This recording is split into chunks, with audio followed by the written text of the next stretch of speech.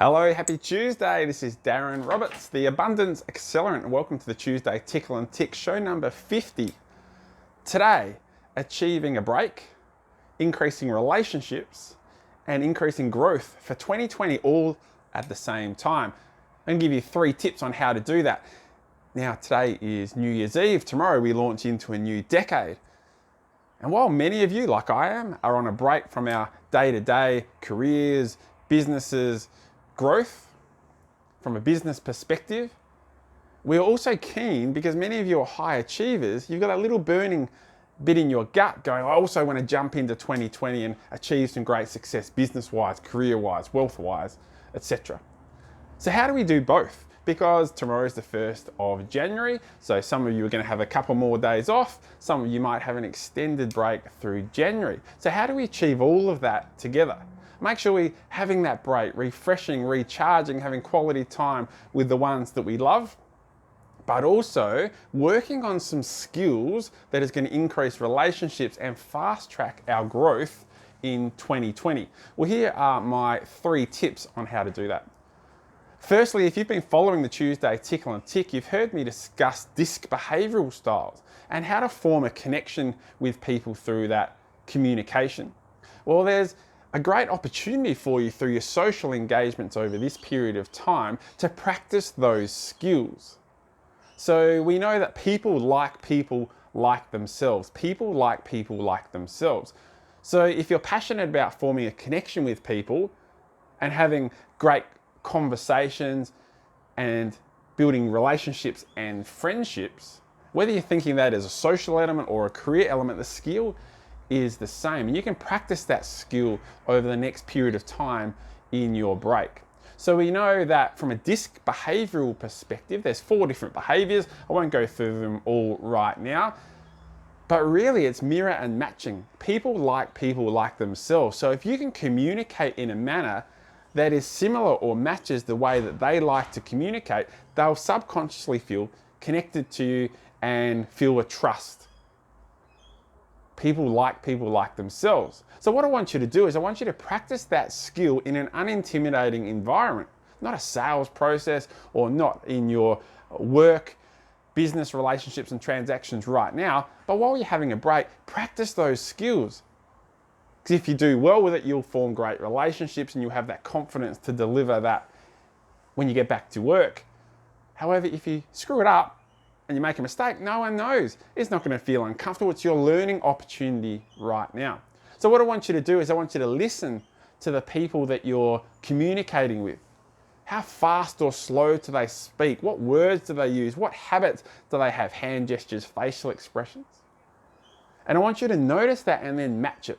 Maybe you need to speed up your speech. Maybe you need to use a blunter tonality. Maybe you need to be have more gestures and change your posture and change your tonality and your speed of speech to match that person. And I want you to see what is the outcome of your relationships and that connection that you achieve with that person, because people like themselves. In fact, I challenge you, who is a person that you might be catching up with over the New Year period that maybe your relationship is a bit fragile, and when you catch up, you butt heads a little bit, you don't necessarily get on. Well, before you meet that person, if you want to increase that relationship with that person, I'll challenge you to think about, how do they speak? How do they communicate? Are they fast, slow? Do they have lots of tonality? Are they detailed? Are they fluffy? And I want you to match that communication with them when you see them next. Don't tell them you're going to do it. Just show up as that variety of yourself and see what the increased communication and connection is like. Do you need to research what interests they have, what hobbies they have, so that you've got something that you're armed with to go and talk to them about to build that connection?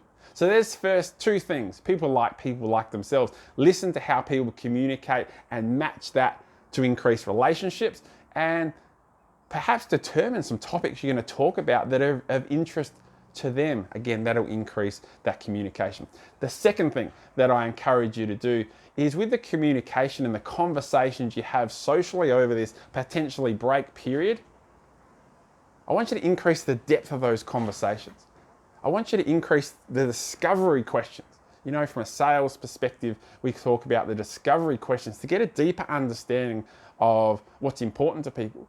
So rather than the just generic, what's happening in 2020, and people say, same old, show some real interest. Ask some discovery questions. I'm really interested in what you've got planned. Tell me what's on your mind. I'm doing this, and this. Really fantastic. Why did you choose those things? What would the situation be like if you didn't achieve that in 2020?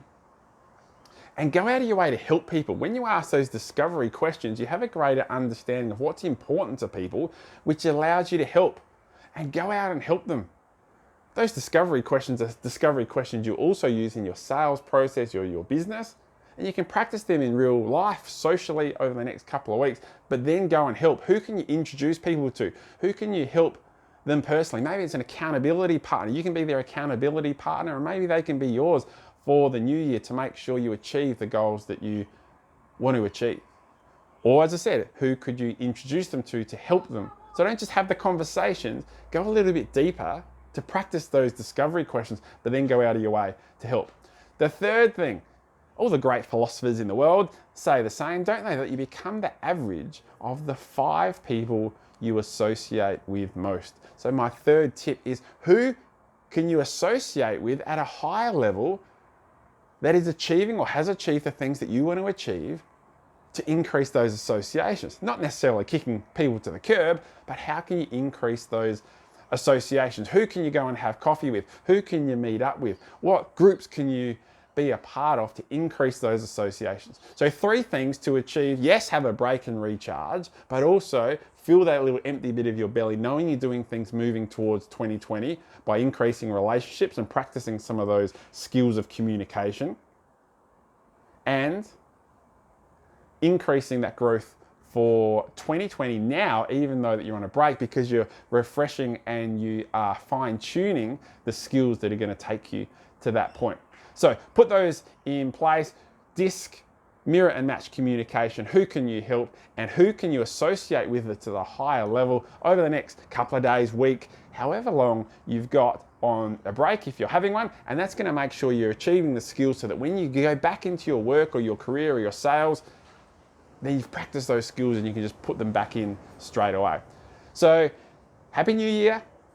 Thanks for your support with the Tuesday Tickle and Ticks. And we wish you very successful, happy and safe New Year and an amazing 2020. We'll see you lots more Tuesdays in 2020. Bye for now.